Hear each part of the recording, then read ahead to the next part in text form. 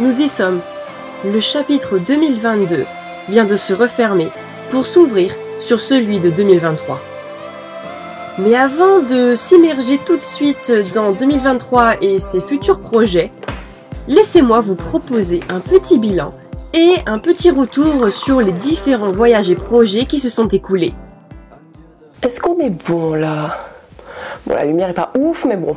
Et salut à vous chers voyageurs, on se retrouve pour une nouvelle vidéo un peu spéciale et surtout une très belle année à toutes et à tous. Je vous souhaite tout le meilleur. Vous l'avez vu en introduction, aujourd'hui c'est l'heure de la rétrospective 2022 et on va voir un petit peu ensemble ce qui va se passer en 2023. J'ai décidé de séparer la vidéo en 3 parties. On va revenir ensemble sur les voyages qui se sont déroulés en 2022 pour nous et aussi pour moi en solo. En deuxième partie, j'ai vraiment envie de revenir sur un peu plus les projets qui se sont déroulés, que ce soit YouTube, le blog, etc. Parce qu'il y a eu des évolutions et j'ai envie de les partager avec vous. Et en troisième partie, on va parler de 2023, ce qui va se passer, ce qui pourrait ne pas se passer aussi, mais je ne vous spoil pas, restez jusqu'à la fin pour voir. Donc, posez-vous confortablement, faites votre meilleur thé ou votre meilleur café. Moi, en l'occurrence, c'est un Genmaicha japonais. Enjoy! C'est parti, on va se replonger ensemble maintenant dans les voyages qui se sont déroulés en 2022. Nous avons ouvert le bal des voyages avec ce city trip sur Milan en Italie.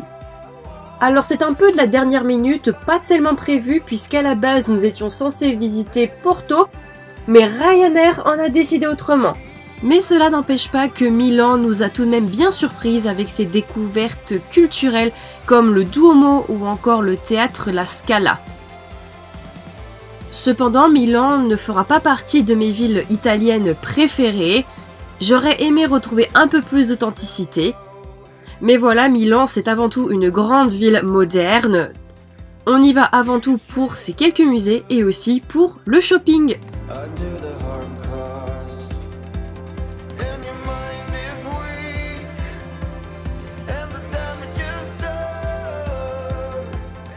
Place ensuite au road trip de l'année en sac à dos et pour ça on a choisi l'Égypte. Pourquoi avoir choisi ce mode de voyage? Tout simplement pour casser un peu l'image de cette Égypte souvent décrite comme ultra touristique et aussi inadaptée aux voyageurs qui aiment sortir en dehors des sentiers battus. Et bien là ce n'était pas le cas.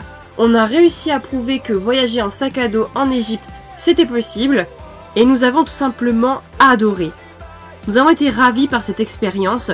Nous avons non seulement réalisé un rêve qui était de découvrir les secrets de l'Égypte pharaonique, mais surtout on n'oublie pas les magnifiques rencontres que nous avons faites et qui resteront à jamais gravées dans notre mémoire. On peut dire que des claques visuelles, gustatives, mais aussi émotionnelles étaient au rendez-vous.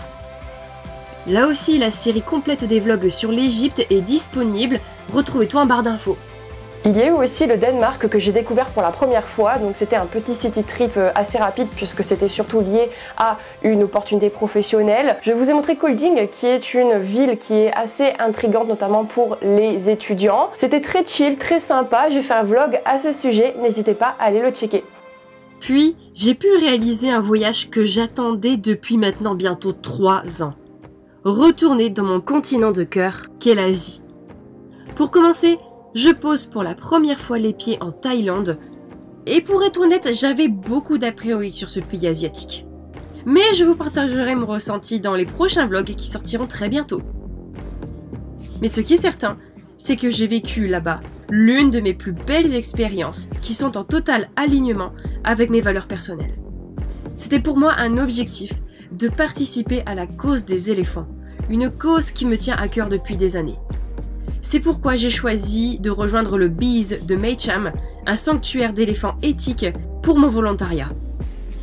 Sachez que pour cette expérience volontariat avec des éléphants, j'ai décidé d'en faire une vidéo à part, un petit peu sous format reportage, parce que c'est quelque chose que j'ai vraiment envie de mettre en avant. Cette initiative n'est pas assez connue à mon sens du grand public et c'est quelque chose qui doit être connu en Thaïlande, je veux dire, pour aider les voyageurs à faire des choix plus responsables, plus en accord avec leurs valeurs. La vidéo va arriver début 2023, j'espère sincèrement qu'elle va vous plaire et je vous mettrai bien sûr tous les renseignements du Bees dans dans la description et même sur mon blog. Je me suis ensuite envolée pour l'Indonésie, que je visitais également pour la première fois. Cette visite était liée à une opportunité professionnelle, j'ai donc dû me concentrer exclusivement sur la capitale Jakarta. Ce n'est que de partie remise, je compte bien retourner dans ce beau pays pour explorer ses moindres recoins. Et on clôture cette belle année de voyage avec un pays que j'avais adoré en 2019 et que j'ai pu retrouver, le Japon. Le Japon, c'est indescriptible. On retrouve ce contraste incroyable entre modernité kawaii et tradition shintoïste que là-bas. Je n'ai jamais vu ça ailleurs, et c'est ce qui fait vraiment tout son charme. Sans parler bien sûr de la gentillesse extrême des Japonais, c'est ce qui fait qu'on se sent quand même bien dans ce pays. C'était pour moi un plaisir de revenir sur Tokyo, de pouvoir réexplorer ses temples, regoûter à sa gastronomie japonaise incroyable, et d'en prendre plein les yeux de nouveau avec tous ces néons.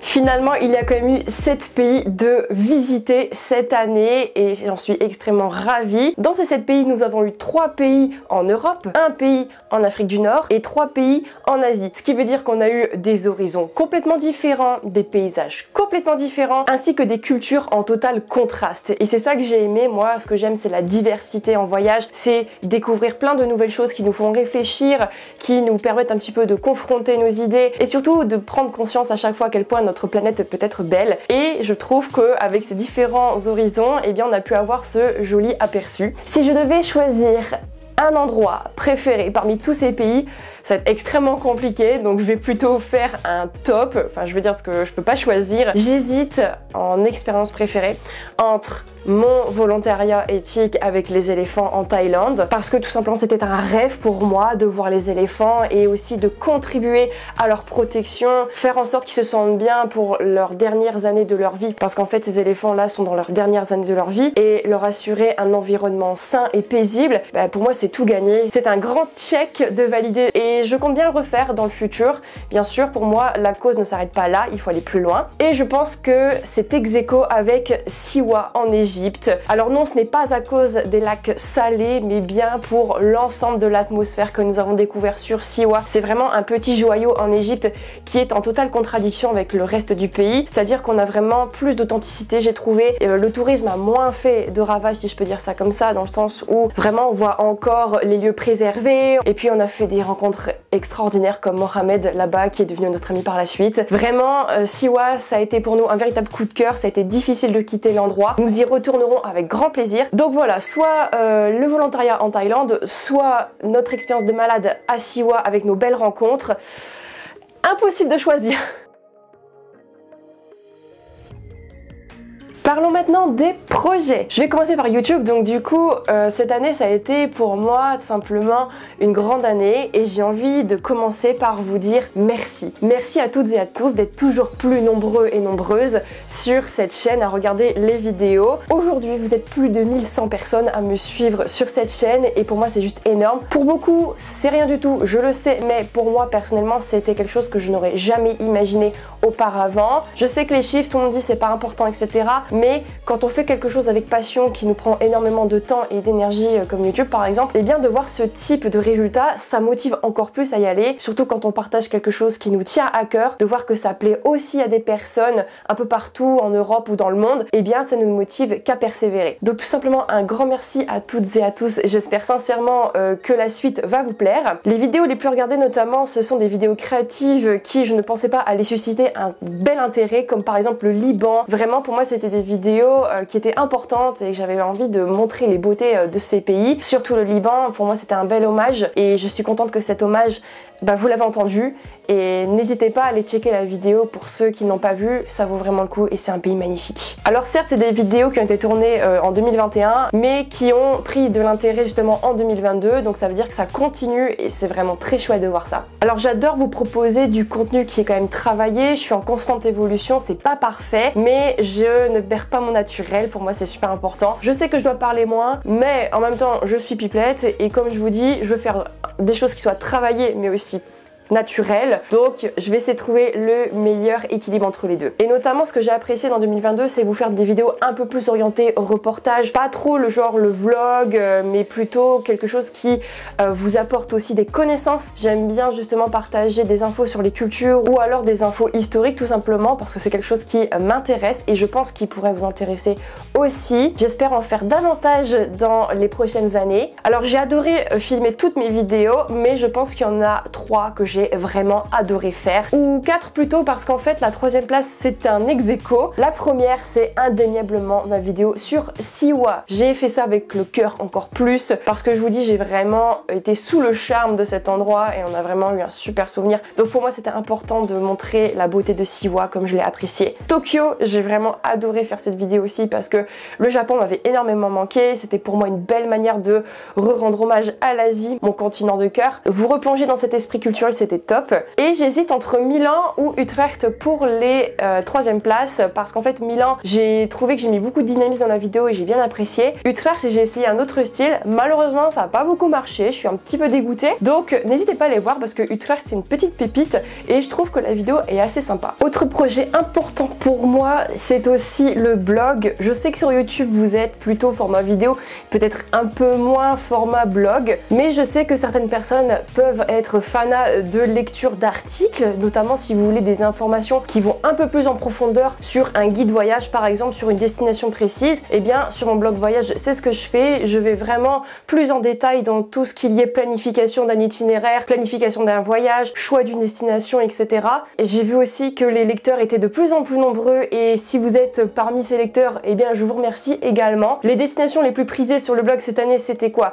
La Jordanie. La Jordanie, ça a explosé, vraiment. J'ai fait plein d'articles sur la Jordanie, donc franchement, n'hésitez pas, vous avez tout ce qu'il vous faut. Ensuite, c'est Corfou. Pareil, ça, c'était une petite découverte 2021 et j'ai fait plusieurs articles à ce sujet pour explorer cette île grecque pleine d'exceptions, qui est moins connue, par exemple, que Santorin ou alors Mykonos. Donc pareil, contente de voir que cette destination a plu aussi. Et aussi le Cambodge, un de mes pays préférés au monde. Je suis pas objective, je le sais, c'est parce que j'ai vécu au Cambodge que c'est l'un de mes pays préférés, mais en même temps, juste adoré cette expérience, cette culture et je suis contente de voir que le Cambodge bien continue d'attirer de plus en plus de voyageurs puisque c'est un des pays qui a malheureusement souffert en fait de la pandémie et donc le tourisme a fortement chuté. Donc c'est cool de voir justement que l'activité touristique reprend dans ce pays.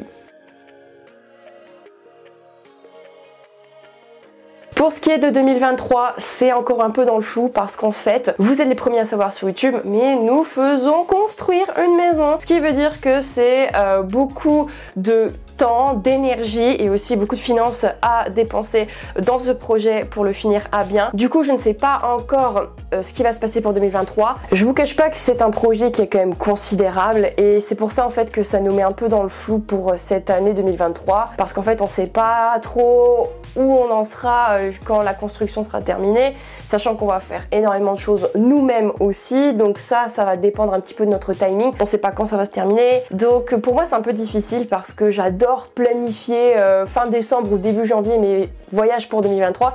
Là je peux pas en fait, il faut vraiment qu'on attende ce gros projet qui, je l'espère, sera clôturé, enfin le plus gros sera clôturé pour le premier semestre 2022. Normalement, il n'y a pas de voyage de prévu pour le semestre 2023. Mais je vais quand même essayer d'explorer un peu la Belgique qui est mon nouveau pays. Vous proposer du contenu par exemple, qu'est-ce qu'on mange en Belgique, que faire à Gand, etc.